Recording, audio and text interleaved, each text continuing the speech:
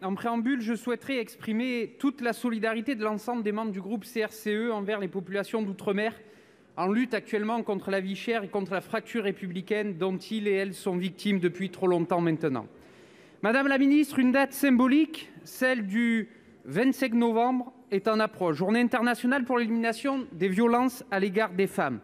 Ces violences aggravées par la précarité allant même parfois jusqu'à la marchandisation des corps, existent partout, au sein du domicile familial, sur les lieux de travail, dans la rue ou encore sur Internet. Le 20 novembre dernier, c'est ce qu'a dénoncé la foule immense qui a défilé à Paris. Autant de personnes sont encore attendues ce week-end, samedi, à Marseille. Alors je sais, vous l'avez expliqué précédemment, vous avez tout bien fait. Mais voilà, les chiffres sont là et ils ne sont malheureusement pas bons. Et votre autosatisfaction n'en est que plus indécente. Durant le confinement, les appels pour violences conjugales ont triplé et les chiffres continuent de progresser. Le 18 novembre 2021, 101 féminicides étaient dénombrés, soit déjà 11 de plus qu'en 2020. Au total, ce sont 543 femmes qui ont perdu la vie depuis 2017. Aussi, je vous le demande, quand allez-vous enfin prendre la mesure de la gravité de la situation et mettre en place un véritable plan ambitieux de lutte contre ces violences insupportables ? Pour vous répondre, la parole est à Monsieur le garde des Sceaux, ministre de la Justice, Monsieur Éric Dupond-Moretti. Vous avez la parole. Je pensais au fond, Monsieur le Président, Mesdames, Messieurs les sénateurs, qu'il suffisait de partir et de revenir pour entendre la hola, mais ça n'est pas tout à fait exact. Monsieur le sénateur Bacchi, d'abord, je voudrais vous dire que, puisque vous avez d'emblée évoqué la situation en Guadeloupe, je n'ai pas le sentiment, quant à moi, qu'il puisse s'agir d'une fracture républicaine. Ça, je tiens à vous le dire.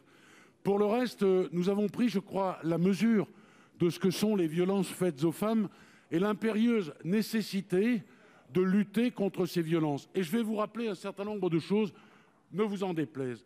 D'abord, nous avons déployé dans toutes les juridictions de ce pays des bracelets anti-rapprochement, et dès qu'un bracelet anti-rapprochement est utilisé, il est immédiatement remplacé par la chancellerie. Nous avons déployé 3036 téléphones grave danger, ce qui évite au quotidien des infractions des plus légères aux plus graves. Nous avons accéléré la procédure d'ordonnance de protection. Elles seront aujourd'hui en 6 jours, et c'est une augmentation de 140%, monsieur le sénateur, de ces ordonnances. Nous avons augmenté en matière de médecine légale le budget de 30%, 30% dédié naturellement aux victimes. Les dépôts de plaintes à l'hôpital, 80 conventions ont été signées entre les parquets et les hôpitaux. Nous avons, en matière d'aide aux victimes, augmenté de 25% notre budget. Nous avons mis en place la réalité virtuelle pour le suivi des auteurs. Nous avons ouvert 27 centres de prise en charge des auteurs et 3 sont en cours d'ouverture. Et nous avons considérablement augmenté l'hébergement des victimes et l'hébergement des auteurs. Voilà, monsieur le sénateur, ce qui me paraît de nature à vous dire très clairement que nous avons pris la mesure du problème. Et bien sûr, notre travail n'est pas terminé. Monsieur Bacchi. Monsieur le ministre, tout d'abord, je vous réponds rapidement sur la Guadeloupe, puisque vous l'avez fait d'une phrase. Lorsque l'égalité républicaine n'est pas accordée sur l'ensemble du territoire, y compris sur les outre-mer, je considère qu'il y a une fracture républicaine. Ce que nous demandons, monsieur le ministre, c'est d'opérer un véritable virage politique global en la matière, en allouant un budget ambitieux qui manque aujourd'hui cruellement, pas moins de 1 milliard d'euros. D'autres pays européens l'ont fait, comme l'Espagne, par exemple.